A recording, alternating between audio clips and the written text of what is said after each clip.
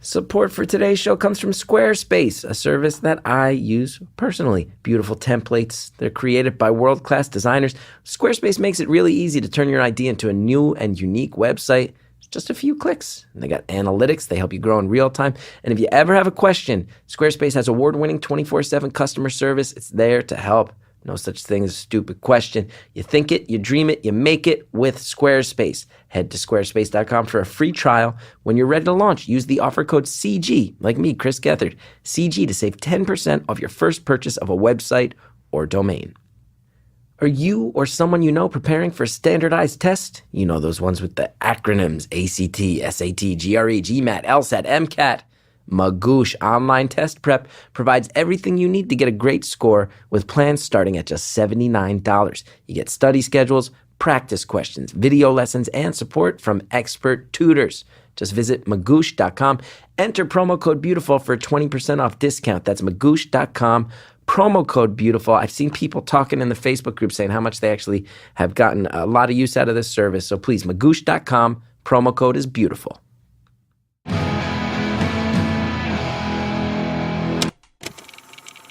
Hello to all my aspiring softball players.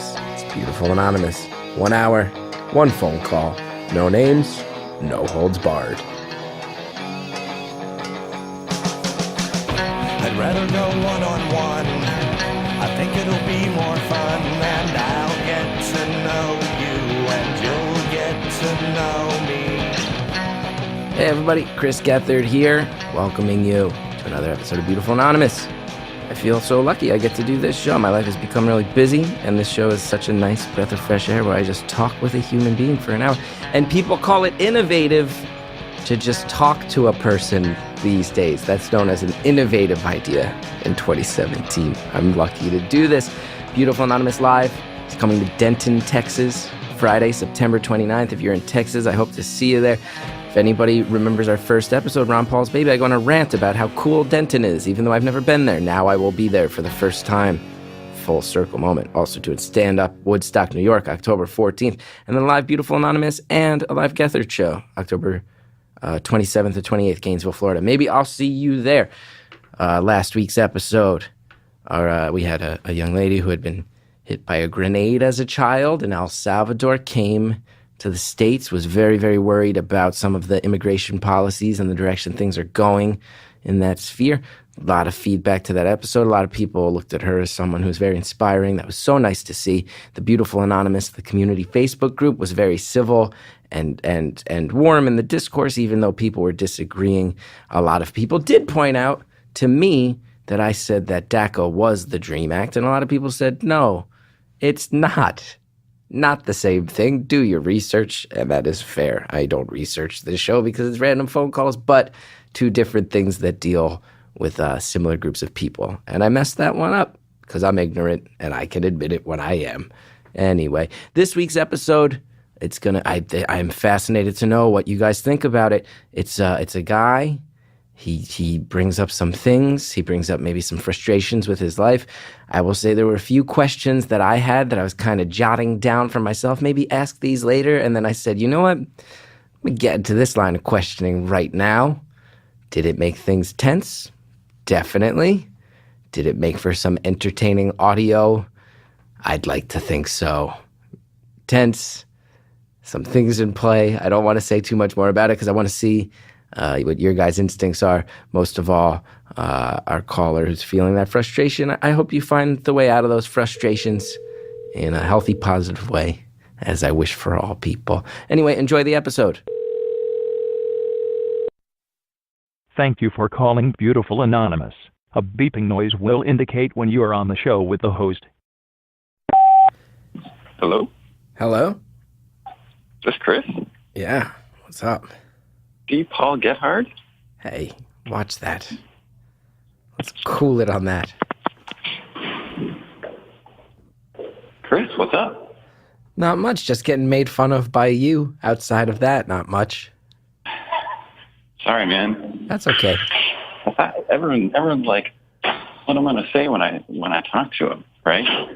And I'm like, well, I got to say, see Paul Gethard. Yeah. No, I get it. You nailed it. You got it out of the way real quick. All right, sorry. No, that's okay. There's no reason for me to. I don't need to make fun of you, man. That's all right. This is my whole life. It's my whole life. How's your day going? How's my day going? Let's see. As you know, I like to answer honestly. Things are good. I'm in the middle of a vacation, actually. I was upstate with my wife and some friends, and then I came back down to the city to do a college gig last night, taped the podcast today, head back upstate, like relaxing, because I've been making my TV show for a while now, and I'm very lucky to do that, but it's exhausting, so I'm happy to relax. Go back up, relax. That's how my day's going. That's awesome. How about you? How's your day going? That's crazy. Like, so today is the first day of school here, and I got 2 little boys. They're 5 and 8. Oh, wow. So I dropped them off for school and did the whole, like, all right, good luck, guys. And my 5-year-old just started kindergarten, and I think he was scared out of his mind, but I was just kind of like, this is life, man. You're going to get on this bus with these strangers, and you're going to go to this place with more strangers. And I'm like, that's cool. That's just what you got to do, bro. So it was a little stressful, but yeah, it was good. It was good. So this is like the first of all, that's heartbreaking to think of a little 5-year-old being scared. You got to send them in to just live real life. But then, is it nice for you? Like, are you one of those parents who's like, they're both out of the house? They're both out of the house now. Is that a thing? Oh yeah, yeah. I mean, like, I think, well, right. So, I get in trouble with my wife sometimes because I'm not exactly real like emotional. So like, I was just like, all right, cool, have fun, guys. I don't know what that's all about. But yeah, part of it's just kind of like, yeah, they're out of the house. The money thing is big. Like, we don't have to spend, like a mortgage payment on daycare costs. Like, so I'm kind of thrilled about that. I got to figure out what I'm going to do with all that extra change now. Yeah. Extra change is always nice. Yeah, totally. Yeah. So here's the question, right? Like, you're in this position where like life is awesome. You're doing all the things you want to do, but then you fall into this place of like, oh, I'm kind of bummed about this thing, or I'm pissed off about that thing. Like, what do you do with that, right? Like, how do you not feel guilty about taking for granted all the good stuff going on? That's a fantastic question. Are you posing that as a hypothetical or specific to me? Specific to you, and also a hypothetical. We can go big or small, whatever. It's interesting. So the question is, if when life is good, how do you not feel guilty about feeling bad, right? Yeah. Well, it's crazy. I've been on the past 2 years have been amazing for me, between this podcast and the TV show and Mike Birbiglia's movie and all this stuff. It's really good. My life, I got no complaints with all that. But I will say, without going into it too much, so there's been some really hard stuff too the past 2 years. It's just personal, so the world doesn't see it. The world sees the hot streak that I'm on. There's been there's been a few brutal things too. But I just choose to keep those behind closed doors. But that's kind of the yin and yang life. What I have found is, I used to live very, very publicly. Even at the start of this podcast, like a year and change ago, I used to just be like totally upfront. And what I have found is that as the success has come a little more, I can't. What is it? It's like I can have those feelings and I can process them, but I need to learn how to process them in a private way. Because nobody's particularly interested in hearing about the sad parts of my life when there's like Subway ads with my face on them. So I can still have them. It's just not anybody else's business anymore. Both so I can live a little more privately and deal with stuff, but also because nobody gives a shit about success. It's just you got, and I don't think that's because people are closed-minded. I think that's because you have to be respectful. I think you have to remember that. The scale of things. So that's the answer for me. I'm sure everybody has to deal with it in their own way. I'm sure you've had to deal with your versions of it. Yeah, for sure. Yeah, life was kind of awesome for me for a long time. Well, I'm going to I'm going to go to couples therapy this afternoon with my wife for the first time, which is like terrifying. Wow. That's not coincidental timing either, huh? That's it's like kids in school, day one, that afternoon, couples therapy. That seems like a real firm plan. Yeah. Yeah. Well, no, the timing couldn't have been worse. Like for me to be like, hey, we should let's go to therapy together. Because like also today her mom is going to court because she got bit in the face by a dog and like severely injured. And so now they're going to court about that. And so I feel really bad because I've been kind of a terrible husband for like the last 2 weeks because I'm like, oh, I'm trying to figure out me. And now I want you to come with me on that journey. And now come talk to this stranger about it. Also, our kids are starting school. And she's also a teacher. And so she's really stressed out about school, too, for all that stuff. So I'm like, I'm just going to pile it all on here and let's see what happens, I guess. Wow. So it's a little crazy right now. Yeah, I was going to say, you were playing it awfully cool the first few minutes for a guy who's having a pretty crazy stretch and a particularly crazy day, huh? Yeah. I mean, I'm trying not to think about it too much, right? Like if I get in my head about it, I'm probably going to melt down. I'm like, oh, I'm supposed to not cry at work, so I'm just going to keep that together. Yeah. Although you're allowed to cry. Feel free to cry. We have an open door crying policy on this podcast. If you need to cry. It's totally fine by me. I appreciate that. I don't even know what to ask about first because, first of all, there's that thing you brought up too about me, and I gave my rambly answer. But then there's that thing too. If you say it's one of those weird things, right, where you're saying like, yeah, my wife's mom is going through this thing, and my wife's starting work today too. But I've also been on this journey of self-discovery, and it's like you're kind of indicating, like, I know it's a little selfish to do it right now, but we got to get it done. So I'm wondering what is it in your guts that's leading to all this upheaval? Oh, man. It's been like, earlier this year, I had some kind of big professional changes happen and I got kind of more recognition in my field and stuff. And so like, that's awesome. I'm super excited about that. And I was like, oh, this is cool. I should embrace this. But I've never been like a super confident guy or anything like that. Like I'm okay looking, but never felt like I'd kill it with the ladies. I'm, a sharp guy, but never felt like the smartest guy in the room or anything like that. And so it's always been kind of like, whatever, just kind of shaky confidence. But then there's been more stuff where I'm like, no, I can be a big deal. I can own this. I can, be like, no, I've earned this shit. Like, this is mine. And, kind of trying to like move into that space of that confidence and like, I'm making more friends and stuff. And like, I don't know, like all those sorts of things where I'm like, life is really good. It was really excellent. I'm happy with my family. I'm happy with my job. I'm happy with all the stuff going on. But then there's sort of this like, but I want more and I'm happy with more and like more is good and that's awesome. And I want to chase that. And it's, I don't know if my wife knows how to deal with that. Like, she's kind of like, we were doing fine. Why do you need more stuff? Like, what's up with all that? Chasing more professional stuff or like building more social connections and whatnot.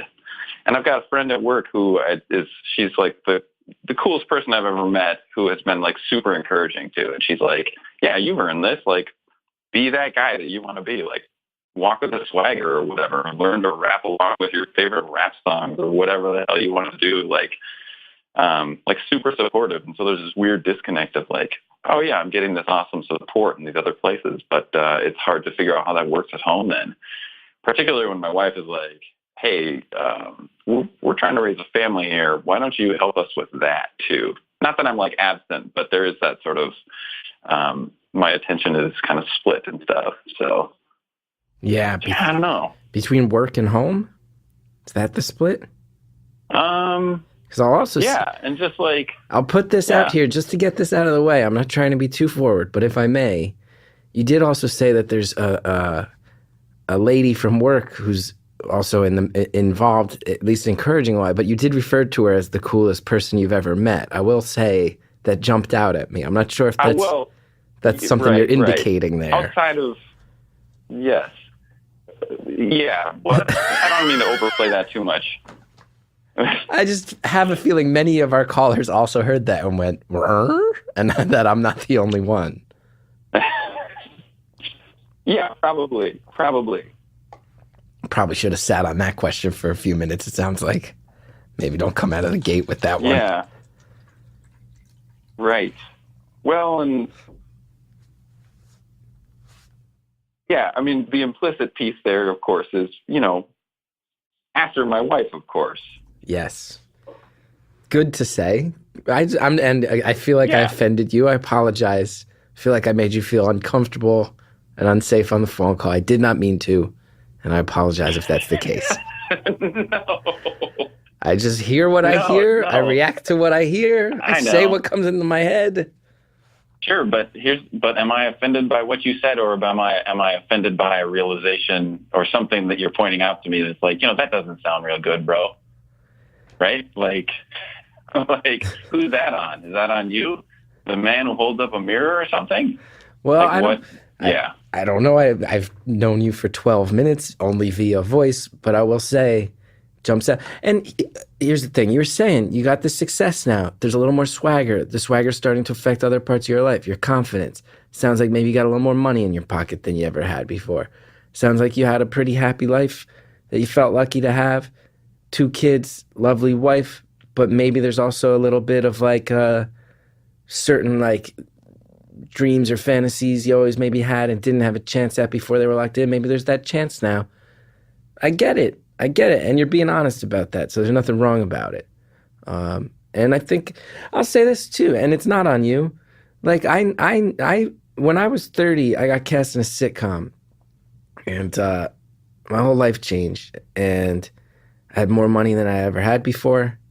All these articles about me, feeling like a hot shot, attention from females. I was single at the time, and it was I bought into it. I had all that. So I don't want to put that on you. You mentioned the female aspect. I'm not gonna pry too much, but I've had my version of that. And I feel lucky that I had a miss, because when the show came out, there was no more attention from females. It was a bad show. It didn't go well. But I feel very lucky that I had an early pass at that, because what I found just on my end, and I think I've seen some friends of mine who would not agree with this, but for me, getting a chance to kind of live that like that fantasy that was like a little bit of a young man's fantasy rang very hollow for me at the end of the day, and was actually probably more sad than happy for me at the end of the day. But I don't know if that's how it'll be for you. But for me, the female attention was a part of it. You mentioned the young lady from work giving you all this encouragement. Put it out there. Immediately changed the tone of the phone call. I feel uncomfortable, and I do apologize. Sorry. No. That's no good. First, I start off by ripping on your name, and then I add the tension. No, I added the tension. It. You said some very honest stuff. I pointed out one aspect of what you said. You immediately reacted in a way that made me feel as if I had cut you with a knife, and I've been feeling that ever since. No cuts, my friend. No cuts. It's all good. Yeah. It's all good. Yeah. So, yeah, no, this, I've had trouble with this friend of mine, because like she's pretty awesome, right? And I was like, well, if this was a dude, would I feel all the same way? And I'm like, pretty much. Like, yeah, like if you got a dude friend who's like cheering you on and like being like, oh, bro, you can, you're a big deal. It's cool to be proud of yourself. It's cool to like just own that shit. Yeah. But I'm not, yeah, I don't know.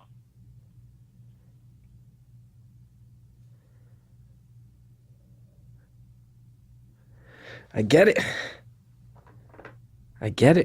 So when you sit down later at the counseling, is the main focus just sort of like, how do we deal with the fact that my life has shifted a little bit?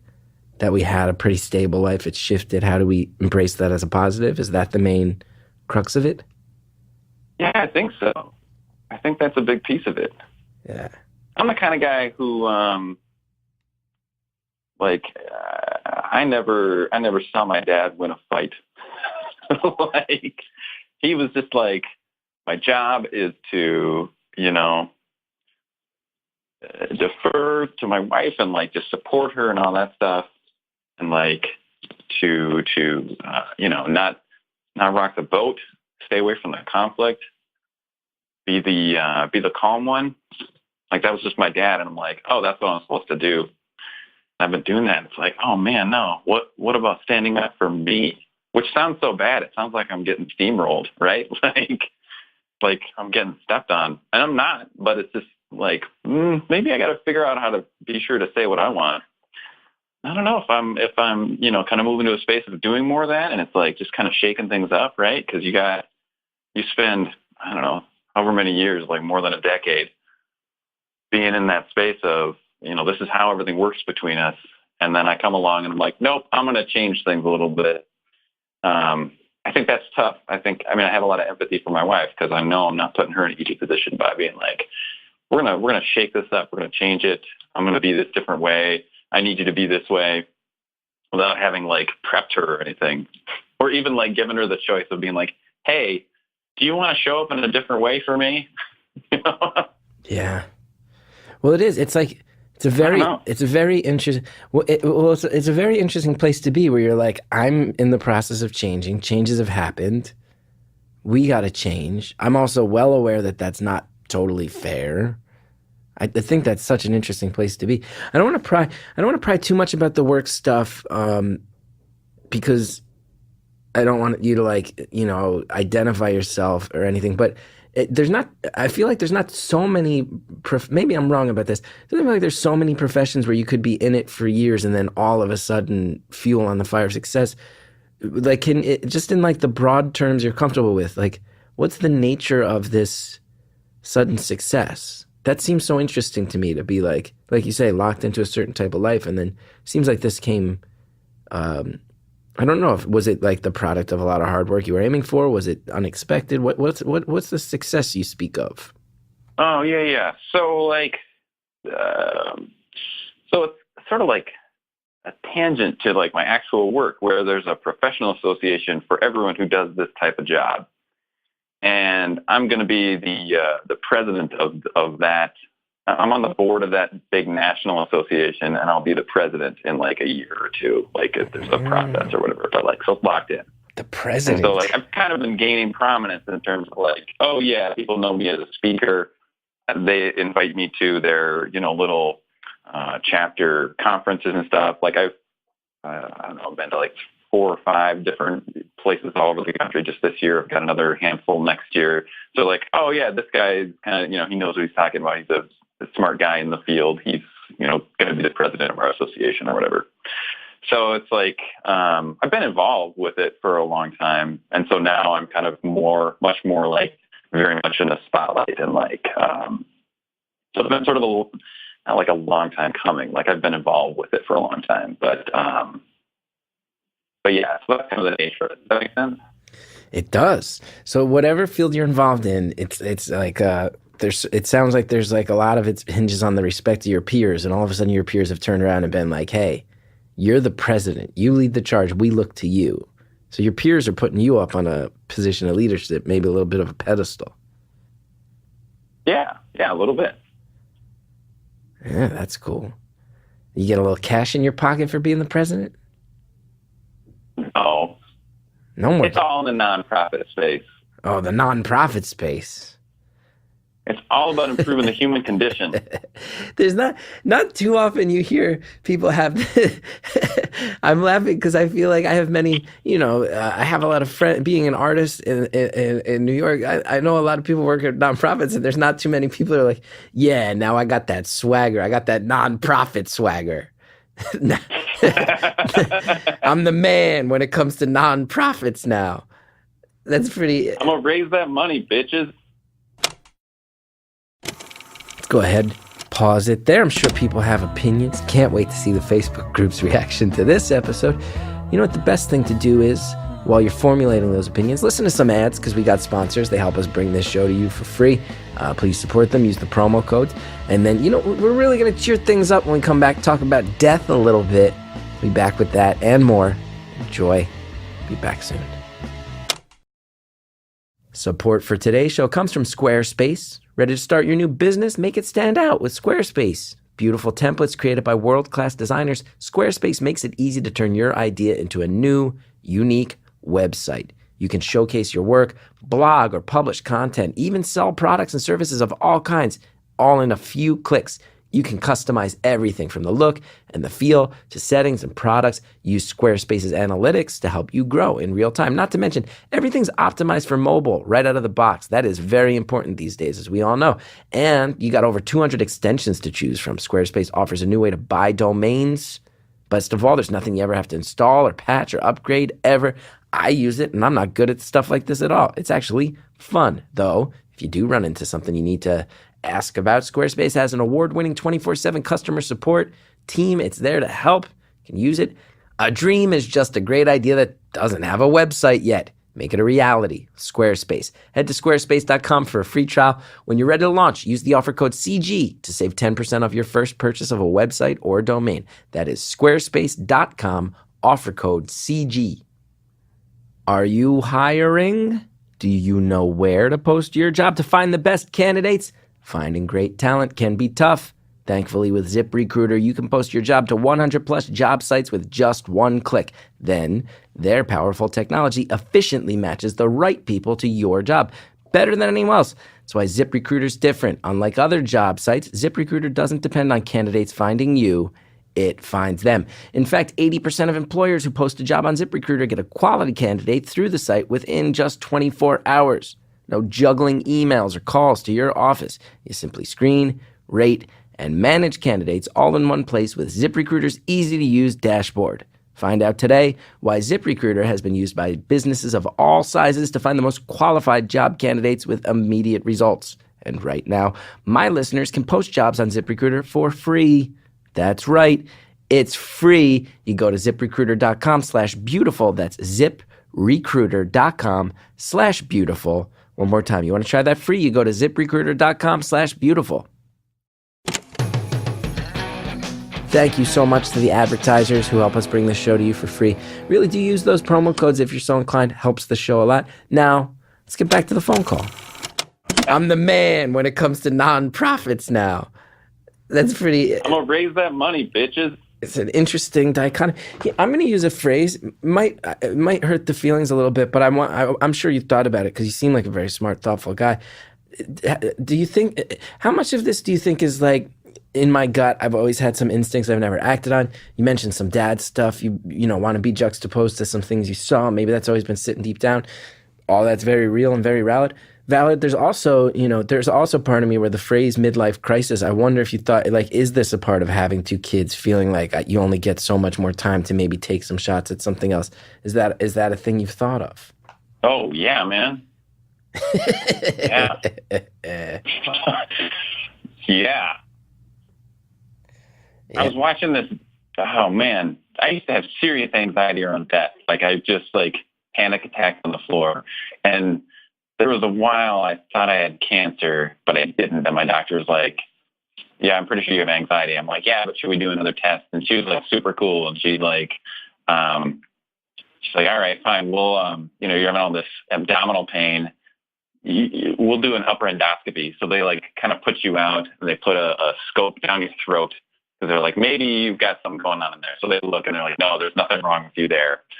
And then, and then a couple, and so I'm like, something's really wrong. And she's like, yeah, I don't know. Maybe you should go gluten-free. I'm like, all right, fine, I'll go gluten-free. And that didn't help all my stomach pain stuff.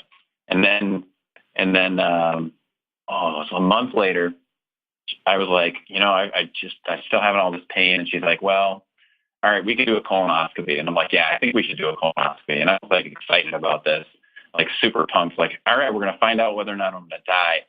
And so I go through the whole thing. And I was 33 at the time, right? Way too young to be getting a colonoscopy, but I was kind of pumped. And so went through the whole thing, and they were just nothing. And so then finally I told my doctor, I'm pretty sure I have pancreatic cancer, because you wouldn't find it on any of the things. And I do all sorts of you go on WebMD and you're like, oh, I sneezed And it says, "You have cancer, sir." The devil's right? website. And so, like, I was doing that for, exactly. I've heard that MayoClinic.com is, like, far more reliable from that perspective, by the way, if there are any hypochondriac people who want to tip on that. But finally, I was like, yeah, I'm pretty sure I have pancreatic cancer. We really need a CT scan. And she's like, yeah, you don't have cancer. You have anxiety. I'm going to put you on meds. So, like, I've got some stuff around death, and I'm doing better with that now. It was kind of crummy for a while. But so, like, yeah, like now even I was watching a documentary about Timothy Leary and Ram Dass, the guys who did all the LSD. Yeah. And they're talking about death in the end and everything. And, like, I had this flash forward to, like, that moment before I die, and I about pissed myself on the couch, which would not have been good. But so, like, it's there, you know. I mean, I've got some feelings about death, and I don't know how much that manifests around, like, oh, I damn well better take care of life, you know, do stuff right now, because I could walk out the door here and get hit by a bus any minute now. Yeah.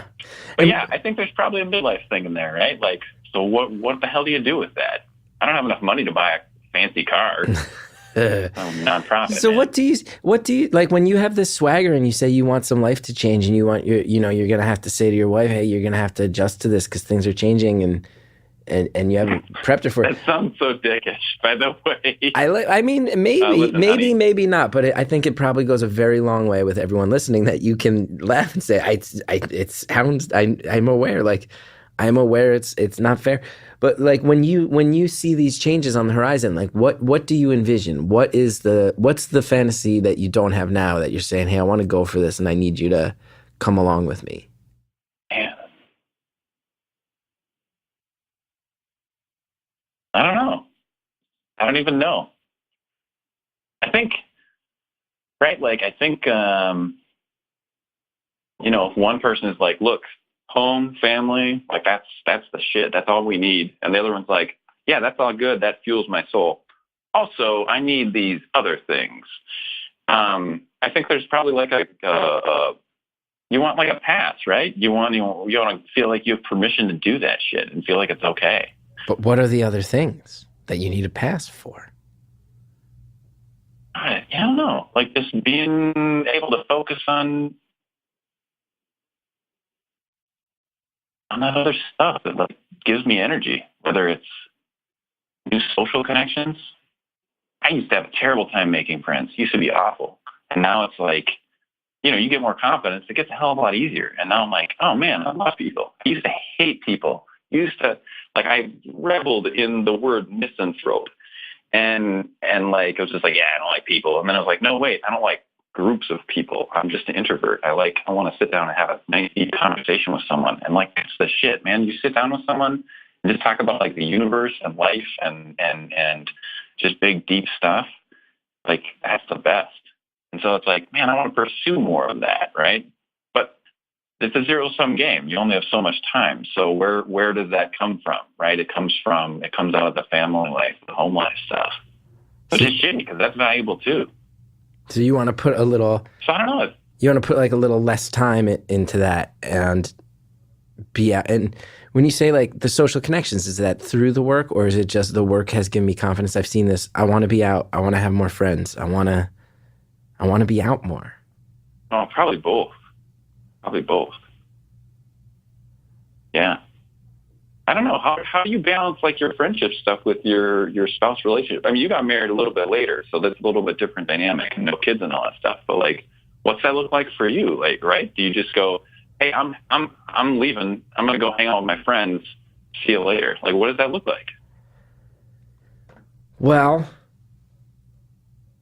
I'll say something first that, as I think it in my head, I feel like it might sound heartbreaking based on our conversation, but I will say very genuinely that first and foremost, my wife is my best friend. I have the most fun hanging out with her. So it works. Yeah. I also, like you said, we don't have kids, so we can also just, like, on if we want to stay out real late on a Friday, we can do that and then wake up at like 11 on a Saturday and be like, hey, let's go get brunch. What do you want to do today? You want to go see an afternoon movie or you want to go to a museum? Like, we can do that, which sounds like it's probably more convenient and a little more impossible when you have a 5-year-old and an 8-year-old. But I also think, I think one of the things that I think I'm very lucky with my wife is that we're both, like, I'm a comedian, which is a very weird schedule, out at night a lot, out late a lot, and socializing is a part of it. Like, you go to the Comedy Cellar, part of going there is you want to sit at the comics table and with the other comics, say hi. But she's an artist too. She's a musician. She's out playing her own shows. So I think we're very lucky because our lifestyles are similar but not the same, like, it's not like one of us is working a traditional 9 to 5, the other isn't, but also there's no competition between us. I'm not a musician trying to get ahead. She's not a comedian trying to get ahead. We can have each other's backs and be understanding. So for us, it's really nice with that. But I think at the end of the day, like, if I could choose to hang out with anybody, it would be her. She's like, I have the most fun when she's around. So I'm lucky that way. Yeah. I feel like that part could potentially hurt your wife's feelings, right? Probably, yeah. Right, exactly. Because, she's my best friend, and, like, that's super important. But then there's also, so then it's like, then I'm greedy, right? I'm like, oh, I need you as my best friend. Also, I want these other things in my life, which sucks because it's like, man, am I just selfish, right? Yes. I will say on mine, it's hard for me to have an opinion because I feel like you keep saying you want other things, but I don't quite know. Like, you've given me like more theoretical examples, but I don't quite specifically know. Like, do you want to join like a softball league? Like, is it that type of thing? Or is it like, I want to go travel the world and climb a mountain by myself and I might be gone for 3 months? Like, it could be like, I don't know exactly the scale of what you're talking about. I don't think it's big scale, man. I don't think it's big scale. It's closer to softball league. Yeah, how sad is that? It's not that sad. I'm in a basketball league. I'm afraid to ask my wife if I can play softball. I'm in a basketball league. It's the best night of my week. I love it. Yeah, right. And you feel like your wife isn't down right now. You feel like your wife just expects you to be at home and wouldn't be okay with even that 1 or 2 nights a week where you go out and do a thing. I don't know. Maybe I'm not giving her the benefit of the doubt. Maybe I'm too afraid to, like, actually ask and say, hey, I want to do this thing. And if she seems pissed off by it, just be like, yeah, well, I still want to do this thing. So how do we make this happen? You think she'll be pissed? I think it's tough. She's the type of person who she does a lot for everybody. Like, she has a ton of responsibility in her mind and in real life. But, like, I mean, she's a caretaker, and it's beautiful, and it's one of the things I love the most about her. But I also know that, like, I don't want to say it's damaging, but it's hard because she works her ass off. And so it's hard for me to be like, hey, I know you're really tired from dealing with children at work all day, and also our children at home all day. And also I am needing you to validate my feelings of, yay, I did a good thing at work. Please pat me on the back. But now I need to go play a sport with these people, right? Like, I don't think she'd be pissed, and I think she'd be, like, willing to say, all right, that's cool. But I also know that she's not necessarily one to speak up for herself and say, no, I really need you home. How about you be home and then you do this other thing some other time, right? Like, there's just a thing where, I mean, we're in the upper Midwest where it's all about, like, not actually saying what you think. Yeah, I think that's a thing in certain parts of the Northeast as well, as far as what I can tell. But that is the stereotype, right? The everybody sit on your emotions up in the Midwest. Like the whole Fargo, the whole Fargo vibe, right? Yeah, that's exactly it. Getting close, my friend. Yeah. Yeah, I got this guy who works with me. He spent a couple years in New York, and he's like, it's really nice not having to be angry all the time. I'm like, Oh, yeah. that makes New York sound like a terrible place to be. And he goes, no, it's pretty great, but I felt like I was angry all the time. Yeah. Like, all right, bro. I mean, it's pretty amazing. There's a lot of stuff to do. You would like it based on that because there's a lot of stuff to do, and you can be home in 20 minutes. Because that's another thing. If you live in the Upper West, that's another thing that that from my perspective, like I have the subways. My basketball league, I jump on the train and I'm home in 35 minutes. That's probably like you don't see your kids that night because you have to drive. Probably, right? Yeah, that's exactly it. Like but I live way out in the suburbs, and so like I have some friends I get together with once a month, and we talk about like positive psychology stuff, right? So I'm doing a little bit of stuff, and we host at a different place every week or every month, and they're always like, all right, so let's set the schedule, and I go, hey, you guys can come down to my place, and they just kind of look at me and go, nah, that's cool. So like I never host for our group because they're just like, we're not driving to like BFE so I'm way out. So that doesn't help anything either. Yeah, I'll have nights from like, hey, I'm going to go do this thing, and I won't see you when I get home because you'll be in bed already. And does your wife work close to where you live? No, she's like 25, 30 minutes away. It's not bad. Is she 25 or 30 minutes away towards the social stuff? No, like kind of equidistant from the social stuff. So equidistant like from your friends wanting to come over your house. Yeah. Yeah. So they don't want to go to her workplace either. So that's no good. Because how honest do you want me to be right? How honest do you want me to be right now? You tell me. How honest should I be? Man, this is a once in a lifetime thing. I'm talking to Paul Gethard. See, I saw that coming. Son of Ken Gethard. Yeah, you've done your research. I listened to a couple other podcasts that you were on once, and I remember that stuff sticking with me. That's about it, though. Sorry. It's all good. All good. I've made that joke many times. That's fair game. You say you hate that joke? I said, no, I said it's fair game. I said I've made that joke many times.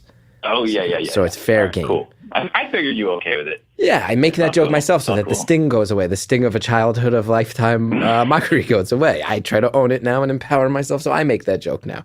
And you can as well, my friend. Yeah, exactly. If I make the joke about how funny looking I am, nobody can beat me to it. There you go. I know the game, my friend. I know the game. No, great. I get once in a lifetime. I'm talking to you. Lay it on me, brother. Like, just give me the shit. What do you think, man? Here, I'll be honest. It sounds like even you are having a tough time saying exactly what you want this lifestyle adjustment to be. I get it. I'll just say on my end, just to be totally forthright, if it's like, hey, I want to live a little closer to the city and maybe we can, maybe we can split the difference on you have to commute a little longer and I can maybe see my friends a little bit more. I would imagine your wife might say, oh, that's a pain in the ass.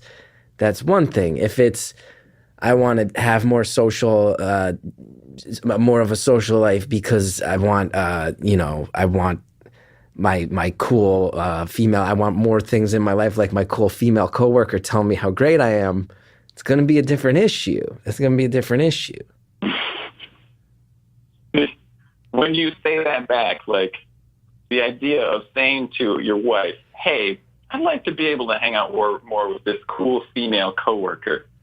This is not painting a good picture at all. Well, no, I mean, it's not. It's not necessarily, but it's just, like I said, and I'm not trying to. It was one sentence, but that I'm saying that only to say like it sounds like you're not sure what you want, and it's like, and it is like I think there's truth to that. Like if it is you want to go play more ultimate frisbee when it's warm out. I can't imagine anybody having a problem with that. If it is, hey, I'm doing really great lately, I'm enjoying the attention, I want to put myself in a position to get the more attention, I have a feeling your wife might go, hey, we got 2 kids and my mom just got her face bit off by a dog. Maybe you need to look in the mirror a little bit. I have a feeling that's the answer to that question of what exactly are you looking for is going to define a lot about how selfish this is. Another thing I'll say, just my opinion, I don't think selfishness is a bad thing necessarily. If you're living a life you're not content with, if you're living some like secret life of Walter Mitty thing where you feel like there's greatness out there you're not getting, it's going to eat you up inside. And what good is that going to do for you or your wife or your kids long term if it's going to burn you up? So I get that too. Selfishness is not always bad if it leads to more honesty. So and I'm also not one to judge. I don't care. At the end of the day, I say that in the most affectionate way possible. I'm not here judging you about it. Every time I say something like that, you go, "Oh, that does make me sound bad." When you play back, I don't care. I'm not judging it. But I think you gotta decide exactly what this means, right? Because we've all been there. I've wanted to. There's been so many times where I've looked in the mirror. I've been like, I hate my life. I don't want to be doing this. I don't want to be browbeat. I was in a relationship for years. I've brought up my guest before. A lovely person, but where I felt like a little beaten up on. And for years it went on. I was teaching improv classes, and all the people I was teaching were getting famous at comedy, and I'm teaching them. Well, I don't want this to be my life. And then eventually, I had to get really selfish and go have. In my case, it was I want to break up with you. Why? Ultimately, because I fucking feel like it. Sorry, Sally, but like at the end of the day, that's kind of all explanation I need. I feel like it. It's what I want. I don't really know how to explain it more than that. So it's what I'm gonna do. Is it selfish? It's selfish, yeah, but was it productive? Is this the MDMA one? Yeah, everybody's heard about that one. And I know I bring it up a lot. I just listened to that podcast. Sorry. Yeah, no, that's okay. But yeah, that was a real selfish move. Do I stand by it? Yeah. Did it hurt some other people along the way? Definitely. Do I feel good about that? No. Do I feel like I had to kind of burn down the forest so the forest could regrow? Hell yeah. Had to do it. Look at me, throwing out hard truths. Many very weird metaphors that don't think about them too hard. And you know what you should think about is the ads that we got. Our advertisers help us bring the show to you for free. Very thankful for them. There's promo codes in there.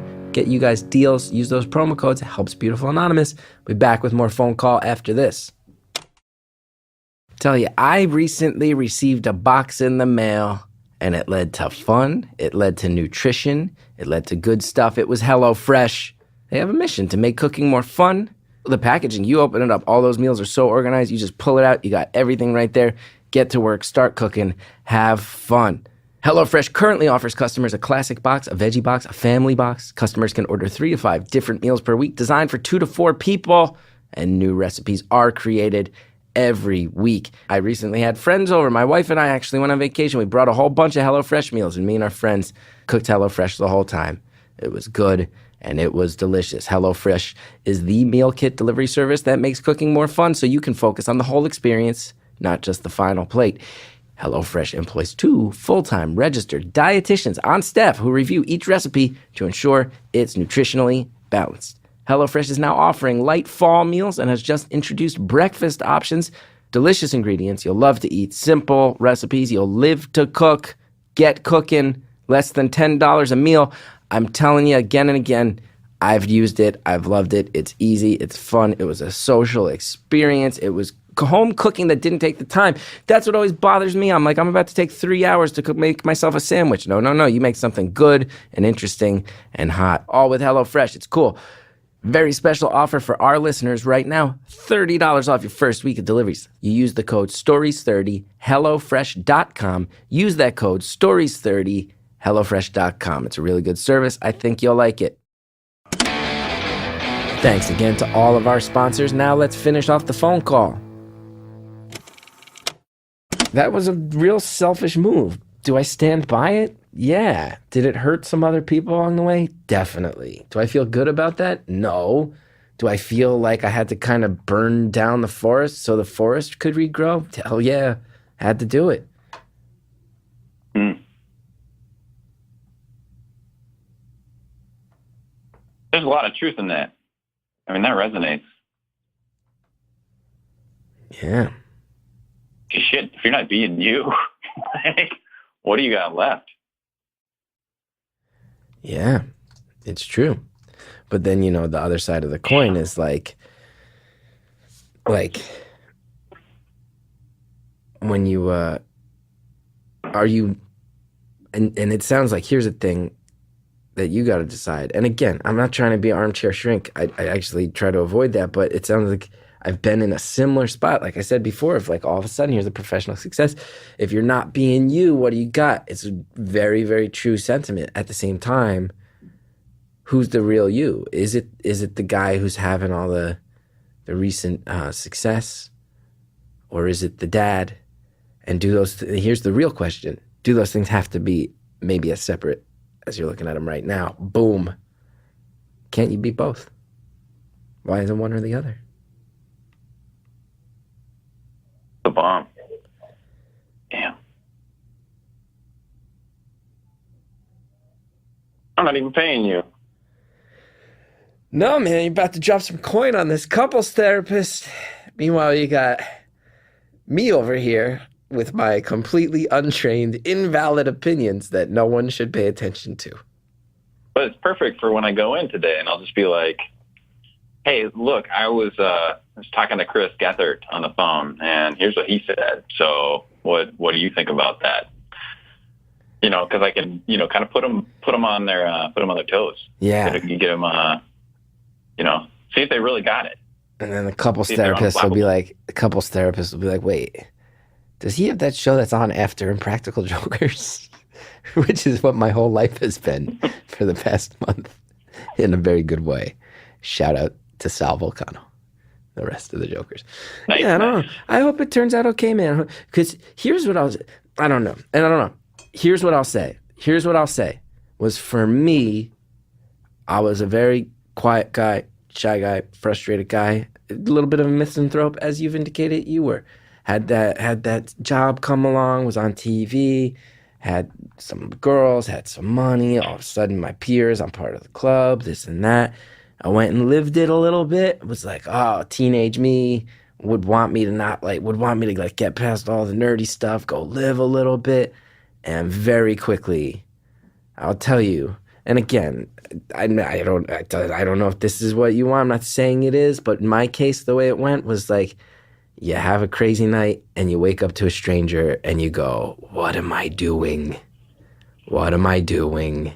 And that's the moment when I looked in the mirror and was like, this is not me. I didn't want to be that other guy anymore. And now I realized all I ever wanted was to be that guy. Pretty good guy. That's what I wanted. This is not me. So that's the other thing. Yeah, it's all about that honesty, figuring out what it is. Yeah. God damn. Do you need to go be a different human, or you just need to be like, have a freak out and go buy a drum set and play drums in your basement and start a garage band with some other suburban dads, you know? That sounds like a terrible idea. I love it. I want that someday. I would love to be in a cover band someday with some other suburban dads. It would be a dream come true. Shit. Also, what environment have you recently entered that sounds like some sort of futuristic death chamber? I'm trying to get to a different level in my building because like you're cutting out a little bit. I'm getting awesome advice from Chris Gethard, and I can't, and he's chopping up, so I don't want to be that guy. So I went upstairs, and now I'm hiding in like a storage space in my building. Oh, perfect. Hiding in a storage space. A metaphor for everything you've described.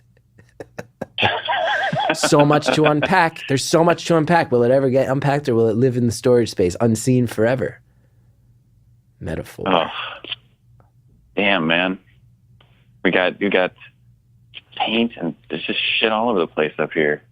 Gotta clean it out. Yeah, gotta clean it out. I'm speaking both literally and metaphorically. Oh, I know. You're welcome. I Boom. know.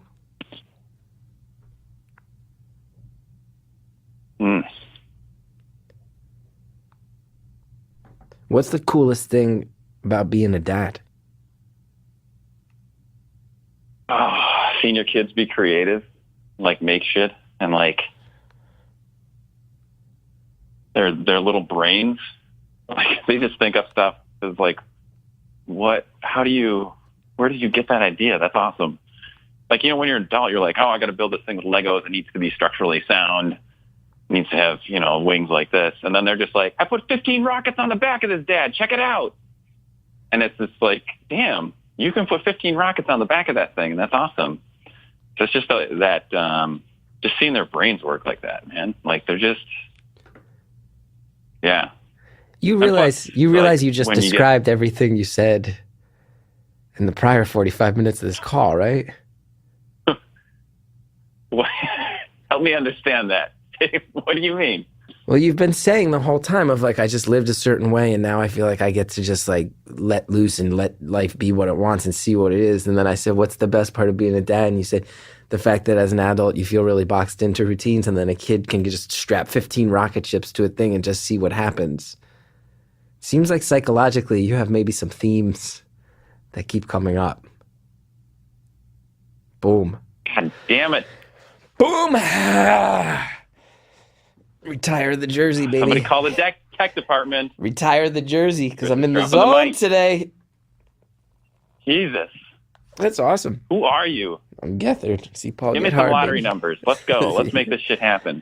Everybody play these okay, pick 6 out there. I want everybody listening, go play these lotto numbers this week. 6, 11, 14, 28, 17, 9. Everybody play those pick 6 and we're all going to become millionaires. Watch it happen, baby. Yeah. But I'm going to get the jump because I don't know when this is going to air. I'll play those numbers now over and over again, then I'll win. Yeah, you get more chances. And then people are anyway. like, damn. Did you write them down? No. Shit. I guess you have to wait It's till it fine. comes I'll out listen just like again later. everybody else.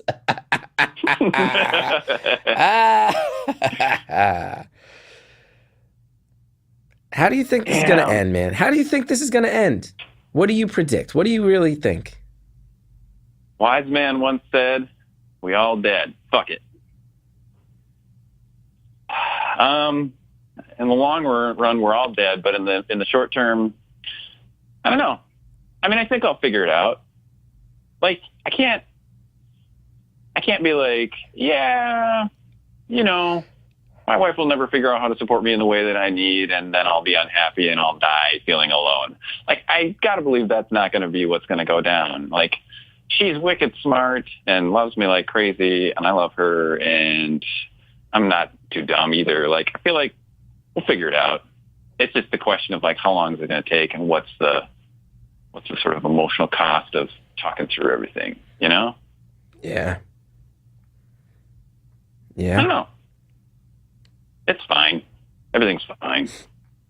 Well, you don't have to say. Anytime anyone's ever said to me the phrase, it's fine, everything's fine, that means things are definitely not fine. I say that phrase 15 times a week. Never once meant it when I said it. Has anyone ever said has anyone in human history ever said the words, it's fine, everything's fine, and been completely sincere about that? Probably. I can't name names, but Maybe you're the first. no, but what's the alternative, right? Like, you gotta, you can't sit here and be like, I think the plane's probably going to crash. I'm probably going to be fucked. Sorry, Sally. I mean, you can't do that. You just got to move ahead. That's what it is. It's just another step in front of the next one and figure it out. And even when you're like, it's fine, everything's going to be fine, you actually do have to think to yourself, it will be fine. It's cool. It will. And here's something that I really believe is that there's got to be a way for you to land where you want, because you just said like you feel unsupported and lonely. That's a bummer. That's a huge bummer. Nobody wants that. There's got to be a way for that to not be the case. There's got to be a way for that to not be the case, and most importantly, there's got to be a way to do that where you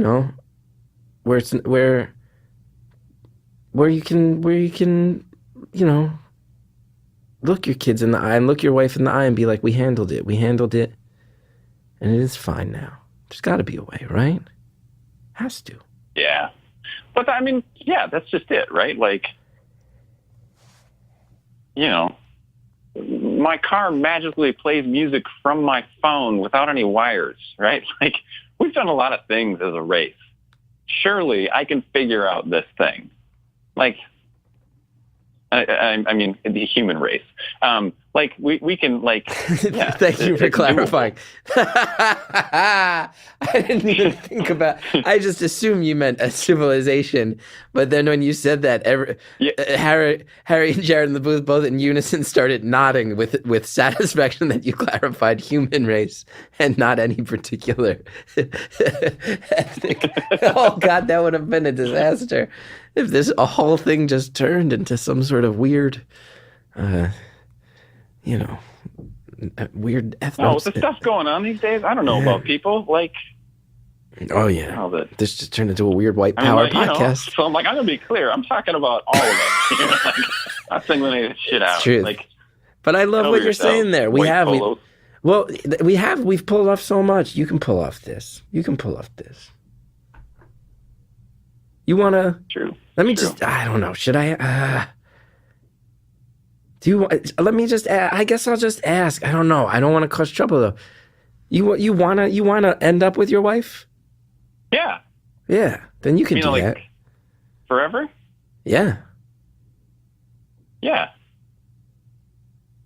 Yeah. I still picked her. You know what I mean? Like I chose her. Yeah. And I still want her. Like she's my person, right? Like this. Man, you get that much history with someone and just so much inside. All that you're just kind of like, yeah, we're super connected, and I don't want to give that up. Yeah, it's the best.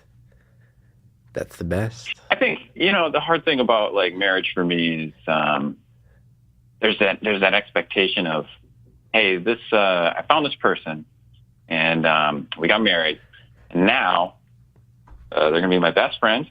They're gonna be the perfect roommate. They're gonna be a great parent.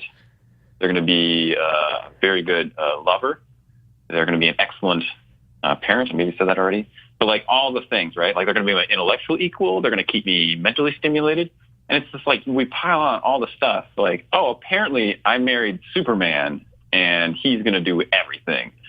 And it drives me crazy when people get stuck in that myth. And so it's like, how do we give ourselves permission to go, all right, I have this other, I need to have these kinds of conversations. And like, you don't do that. And that's cool. I'm going to have this type of conversation with someone else, right? Like I'm going to talk about these and super nerd things that you don't give two rips about, but I need to talk to someone about it. There's certain stuff that just kind of gets baked in there of, oh yeah, this is part of being married. This is part of, we have this relationship together. And so it's like all together. And I don't know, like, I feel like we, as a society, we need to break that down because it just makes it harder for everyone because there's too many expectations. Yeah. Yeah. I agree with what you just said. Expectations, these roles that we fast track ourselves into, and then you're locked into a routine that you never quite signed up for. I get it. Yeah. What's the best part of your Labor Day weekend, Chris? Best part of my Labor Day weekend, jumped in the lake off a floating dock. That's a wrap. Easy question. Yes. Guess who was right there with me? Guess who I held hands with as I jumped off the dock? It was my wife. It's cool. Oh, that's beautiful. Yeah, it was rad. It was rad. Good times. How about yours? What was the best part of your Labor Day weekend? What was the best part of my Labor Day weekend? I got a lot of stuff done. I sanded down a potting bench. I cleaned floors. I did laundry. Cleaned more floors. Did more laundry. Sounds great. My wife was out of town, so It's just me all by myself. I did a puzzle. I drank. It was pretty awesome. Kids out of town too? Oh, it was all good. Yeah. Nice. Yeah, she went to her mom's place. Yeah.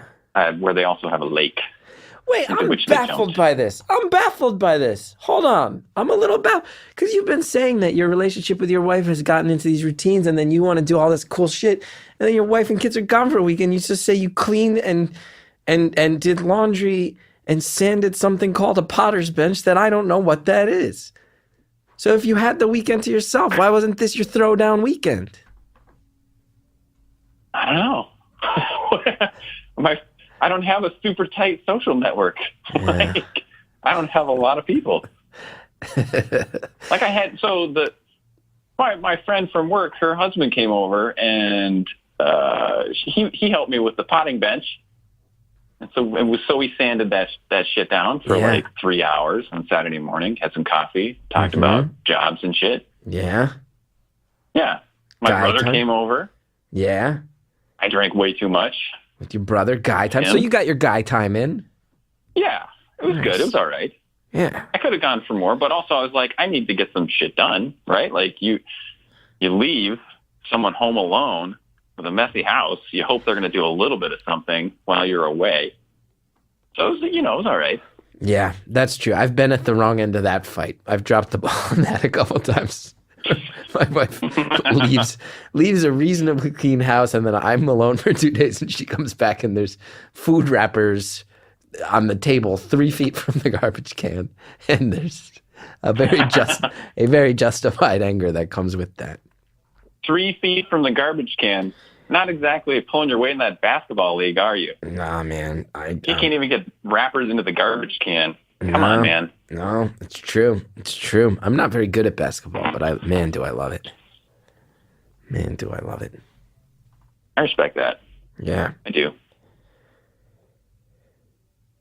So your kid didn't even want to go in? How are we doing on time?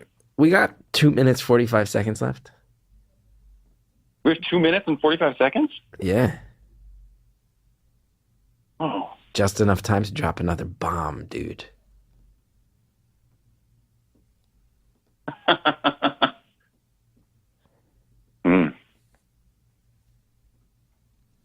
Yeah, that super friend of mine at work that I have. Oh yeah, the super friend. Yeah, that girl that. Oh yeah, I know. Is really super awesome. She and I had to kind of like not be so much texting and emailing and stuff. I see. My wife was like, "Why are you texting her so much?" Yeah, I called it, didn't I? Well, that wasn't cool. Let me say something. Let me say something genuine. And again, I'm just some guy. My opinion, though, you said so much beautiful stuff about your wife. That's your friend. You chose her. You love her. She's a great mom. Impressive with what she does. Great lover. Maybe don't be so into the opinion of the second coolest lady, And if you need to be, you need to maybe be a little honest about it, too. I think it's valid. Especially if this lady's husband is helping you with something called a potting bench, which I will reiterate, don't know what that is. Don't explain it. Has nothing to do with marijuana, unfortunately. We only have a minute left. At the end of the day, this lady's causing more, not causing, but core to some of this stuff more than we've talked about, right?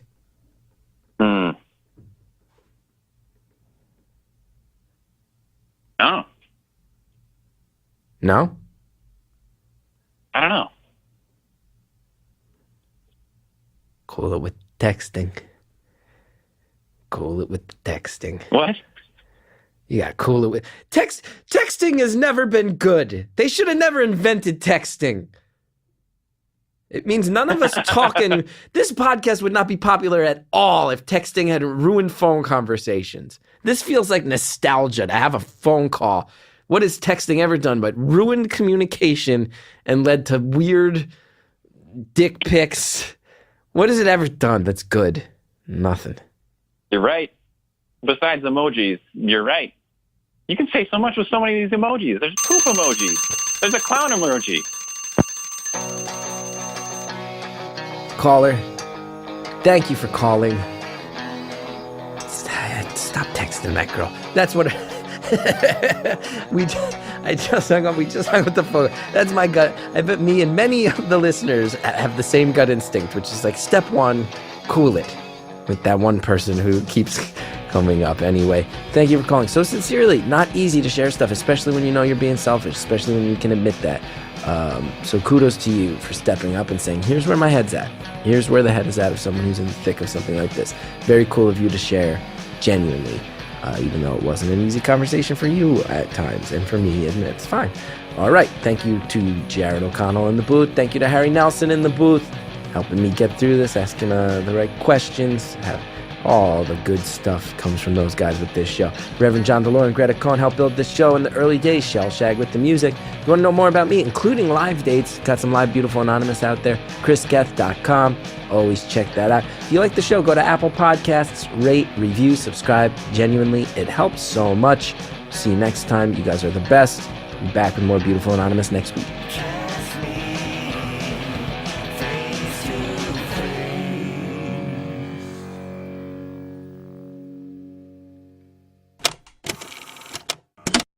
Are you or someone you know preparing for standardized tests? It's that time of year. You know these tests I'm talking about, the ones with the acronyms ACT, SAT, GRE, GMAT, LSAT, MCAT.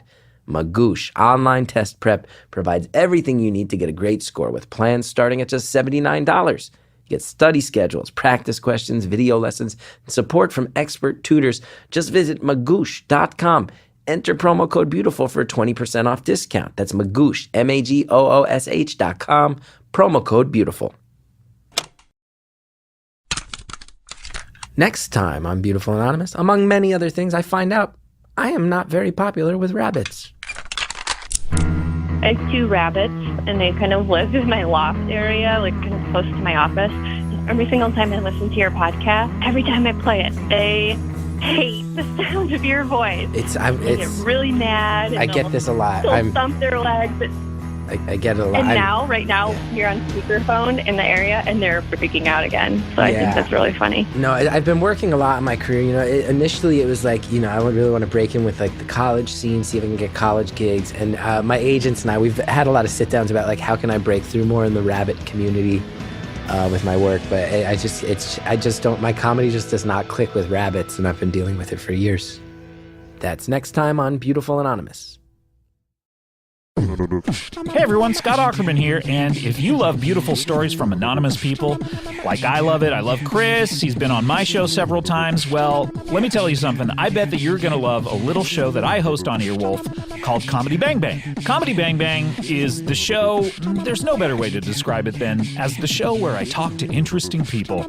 Doesn't that sound great? Some of those interesting people just this year that we've had on include Tig Notaro, Andy Samberg, Kumail Nanjiani, John Hamm, Rachel Bloom, so many more, and we have some amazing guests coming this fall that I can't even mention yet. And then stick around after my first interview because you never know what other entertaining people or interesting people just might show up. There has never been a better time to start listening to Comedy Bang Bang. Check it out on Stitcher, Apple Podcasts, or your favorite podcast app.